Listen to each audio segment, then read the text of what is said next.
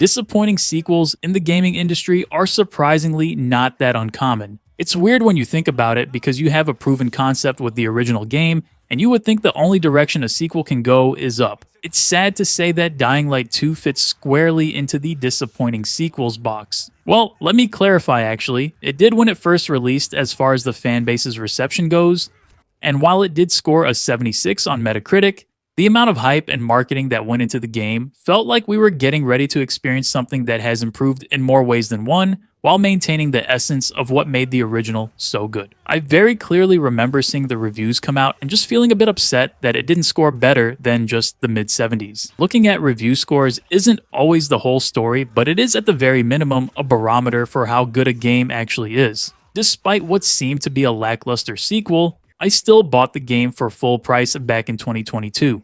Buying games at full price is something I often do and regret shortly after. Anyway, I played the game for about 5 hours and set it down, telling myself I'd come back to it sometime in the future. This has unfortunately been the case for many games, where the devs push out a half-cooked title and the early purchasers are the ones doing the beta testing until the game is finally in the state it was meant to release in years down the road. Well, it's been a few years since Dying Light 2's original release, and in typical Techland fashion, there have been a number of updates that brings the game to a more finished state, so to speak. So I wanted to revisit the game and give it a full playthrough given the slew of patches that the game has received. So this video is going to be everything I have to say about Dying Light 2. Before we continue, I would like to give a quick shout out to this video's partner. Instant Gaming is an online platform offering discounts on a wide range of titles across various gaming platforms. Recently, I had the itch to try out the newly released title called The Alters, a sort of hybrid sim survival game that piqued my interest. Thankfully, I was able to find it on Instant Gaming for nearly half off.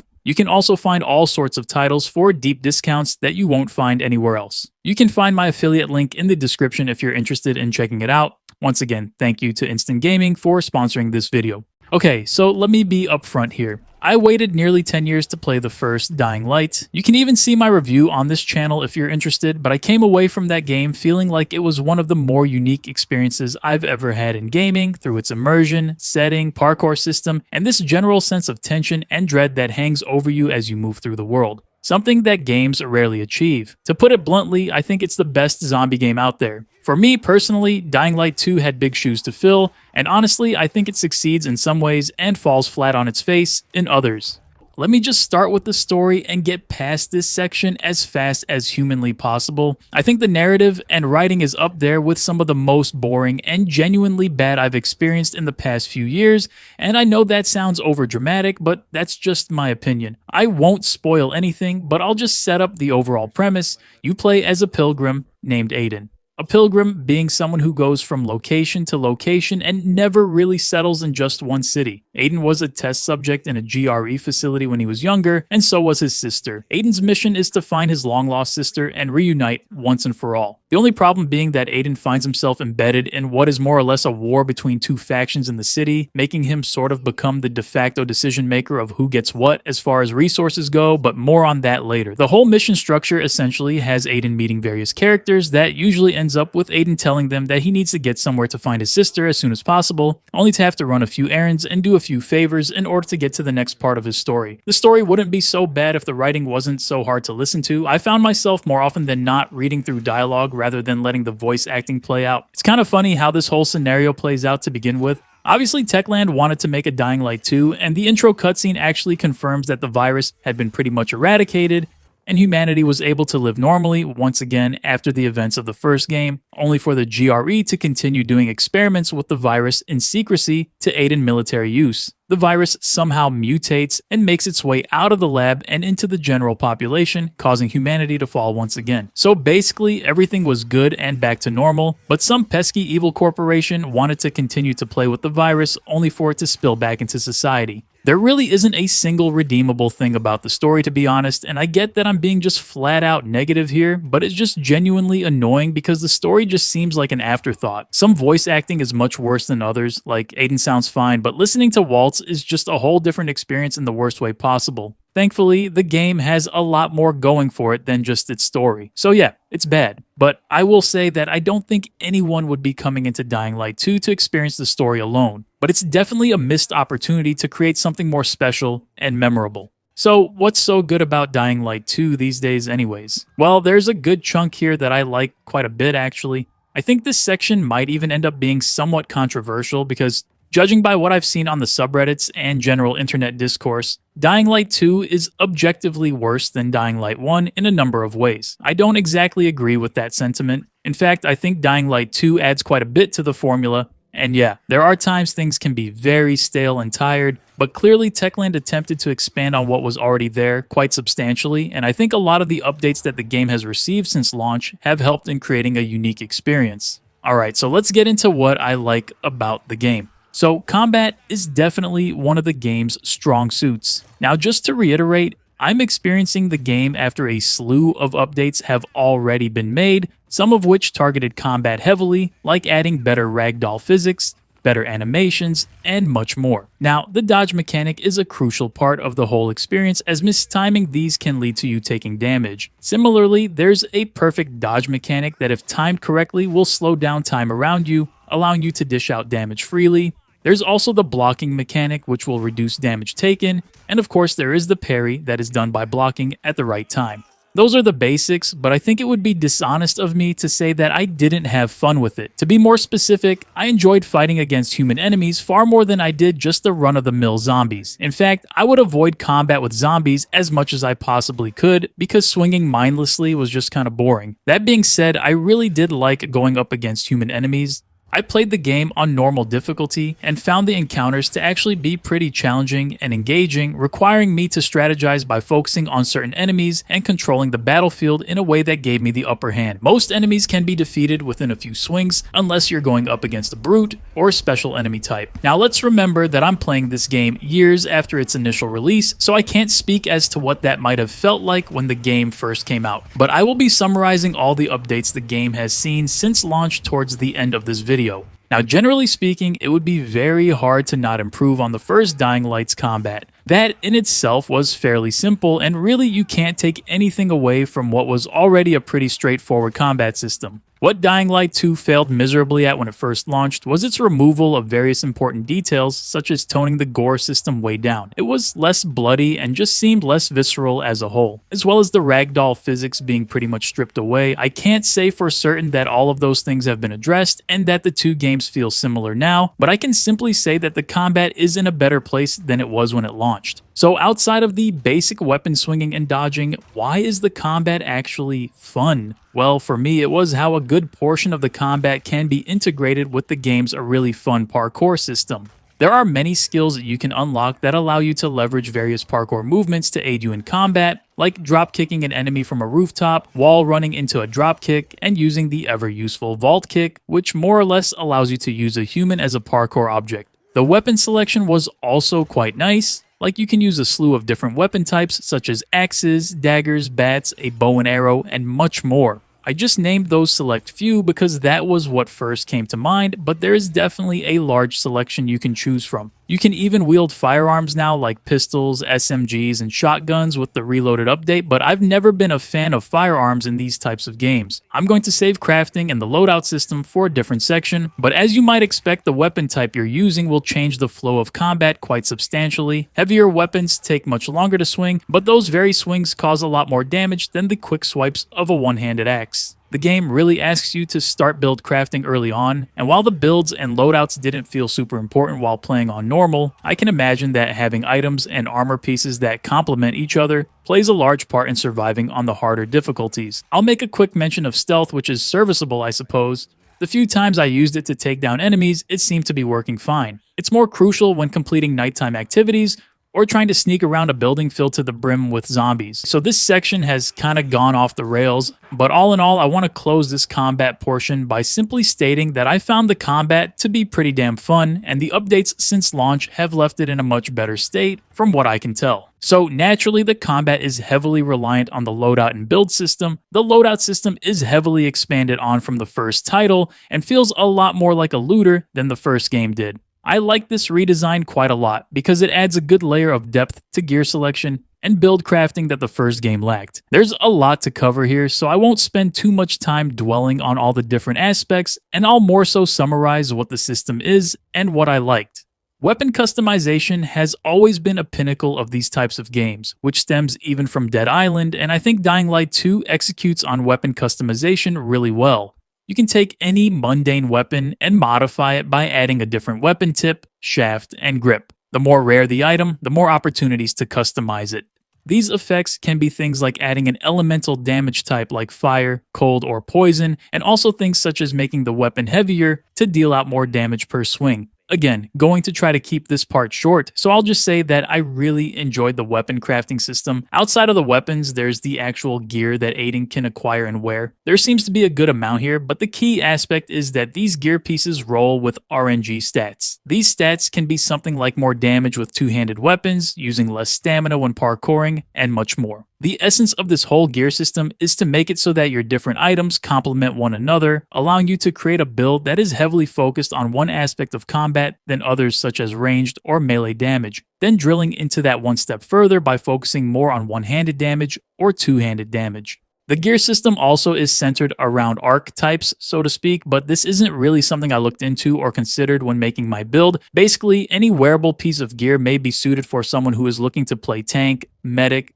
ranger, and so on. I can definitely see the argument for people who say that this whole loadout system feels tacked on, but honestly, I quite enjoyed creating a build that complemented my playstyle. Now, I can't sit here and act like there is this large build diversity that allows you to get super creative, but what's there is serviceable. Loot fatigue is also a thing, as just about every building you enter has some lootable pieces of equipment that will often have you go into the menu and compare your most recent pickup to what you're already working with. This does break the flow of gameplay up often, but it comes with the territory. I will say that I think the tier-based approach for the loot is fine. This whole tier aspect really exists in order to level gate a player from wandering too far off into an area of the map that they have no chance of surviving in. I do wonder what the loadout system in Dying Light, The Beast, will look like. My guess is that it will be a lot more similar to the first title rather than the sequel. Overall, I think the gear system is a solid addition. I think this is a good time to quickly talk about the enemy types. The game does an okay job with giving you a variety of different enemies to take down. There are the standard biters who pose little to no threat, virals who are much faster and attack quicker. There are also the more tanky ones like the goons and demolishers. The volatiles return, but you'll only ever encounter those at night, and early on they're pretty hard to kill, but as you progress through leveling and gear upgrades, they'll become easier to deal with. The devs have added new zombie types as part of the New Game Plus update, such as the volatile tyrant, and they also added elemental type enemies in the Winter 2023 update. These are basically viral zombies who have some sort of affix, whether it be toxic, viral, freezing, and so on. The human enemy types are not as varied. Some enemies are more tanky than others, but there isn't a large variety there. Let's talk about the progression system. At its core, the game separates progression into two primary pillars,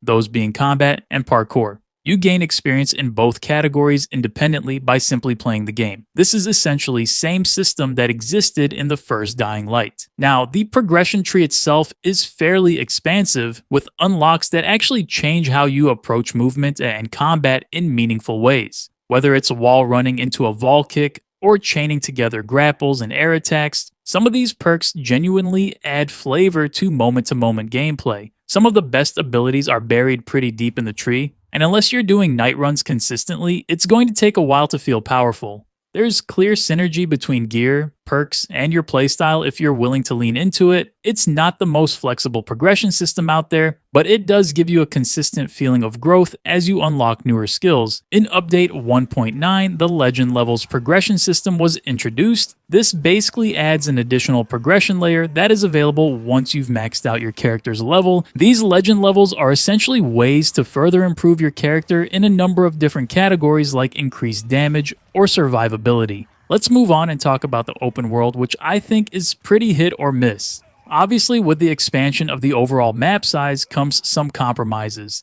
Overall, the map size in Dying Light 2 is about 4 times the size of the map of the original. Not only that, Dying Light 2 is far more vertical than the first. There are so many more skyscrapers to scale and enter freely that it's honestly pretty damn impressive. I think that's something that Dying Light 2 excels at, as it's really good at communicating that sense of scale, and jumping from building to building never felt so good. Similarly, the game has a large underground portion, with tons of side activities to do that require you to go beneath the city's surface. I'll talk about activities later, but there's a good amount there. With the parkour movement being at the forefront of the game's traversal system, the map is intricately designed to aid the player.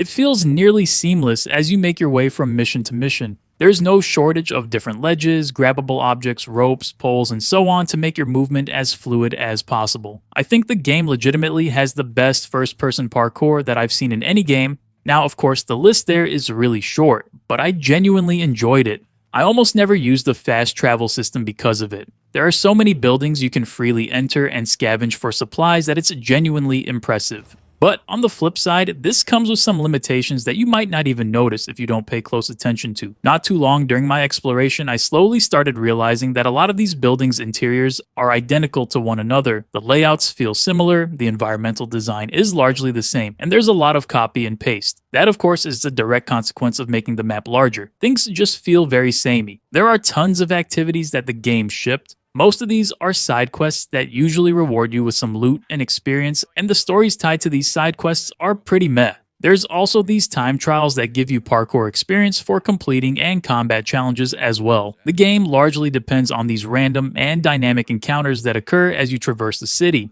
These pop up frequently, and the reward is often some crafting material or loot, but honestly, I never found these super interesting and rarely stopped to get them finished. Now, as you may or may not remember, but the day-night cycle is a huge part of the game. One of the things I enjoyed about the first Dying Light was the shift in tension when the sun starts to set, knowing that the volatiles are going to start roaming and any encounters with them is pretty much a death sentence. Dying Light 2 maintains that same day-night cycle, but honestly, it just doesn't feel the same to me.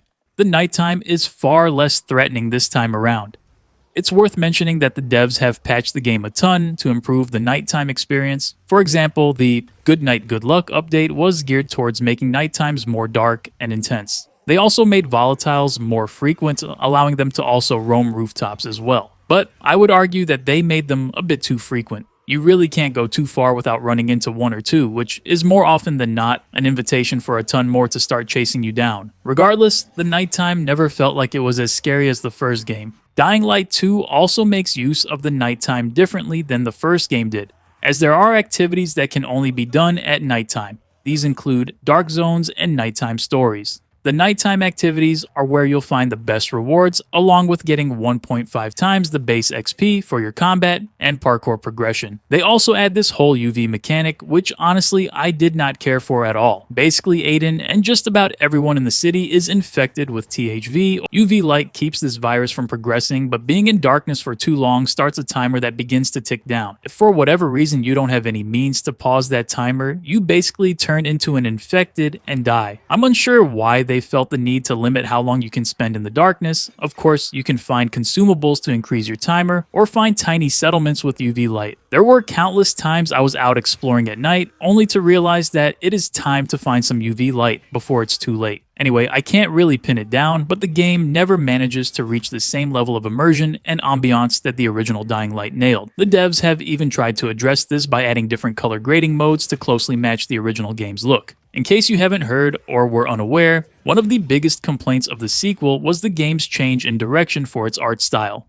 Dying Light 2 is a lot less gray and brown, and has much more color variety and vibrancy. Many fans criticize that change, but you gotta give credit to the devs for attempting to at least bring that same look back through its updates. All in all, I found the open world to be very well done in its design, mainly around how it's built with the game's parkour traversal system in mind. However, the open world does start to feel a bit identical, especially when it comes to the interiors of all the different buildings. I like that there are many activities to do as you make your way from mission to mission, and you'll never go very far without running into some side activity to do. The map is just dotted with question marks to pique your curiosity. So one of the biggest marketing aspects of the game was centered around how you can control and make decisions on who runs the city. The game features two factions, the Peacekeepers and the Survivors. These two factions are more or less bitter rivals, where the Peacekeepers are a paramilitary group trying to maintain order, and the people of the Bazaar sort of have their own structure and interests. The game puts a lot of weight into who you want to control the city. Essentially, there are moments in the story where you capture a large base from the Renegades. Once captured, you can assign that base to either group. Assigning it to one group or the other grants you some bonus and also pisses the other group off. Of course, you can mix and match upgrades, so there's no need to side with one group or the other. Pretty early on, I knew I couldn't stand the people of the Bazaar, so I quickly sided with the Peacekeepers. Doing this changed the story quite a bit, and I'm not entirely sure what the story would look like if I took the Bazaar people's side, but to be honest, I don't care to find out.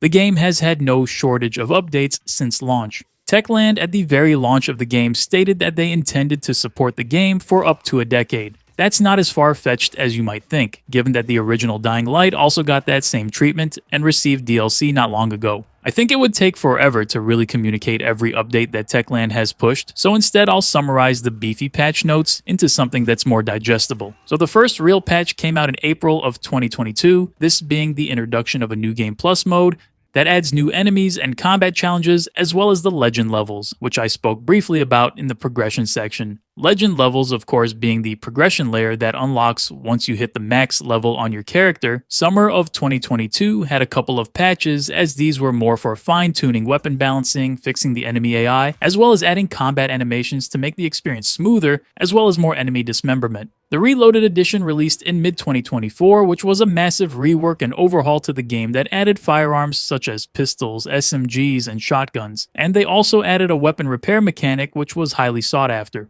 In April of 2024, they added Nightmare Mode, which is an optional difficulty level for the more hardcore players. This removes the HUD, increases damage, and turns even the most mundane zombies into threats. Tower Raid was placed into beta, this being the roguelike mode where you take a preset character and try to clear a number of levels. Throughout these runs, you get new weapons, items, and so on. There is also a meta progression system with Tower Raid in the form of passive skills, and this whole mode can be played in co-op, of course. So where does that leave us with Dying Light 2? Well, to be honest, I think it's one of the better examples of a game that started off on the wrong foot and has been slowly working its way toward redemption. The launch version was, at best, a skeleton of what we were promised. A game that seemed to have sacrificed identity for broader appeal, and ended up landing in this weird limbo where nothing felt particularly cohesive or put together. But you have to give credit where credit's due. Techland did what it does best. They stuck with it, patch after patch, and while I still don't think this sequel reaches the same heights as the original, it's grown into something far more playable, more layered, and more worth your time than it ever was at launch. I don't regret coming back to Dying Light 2.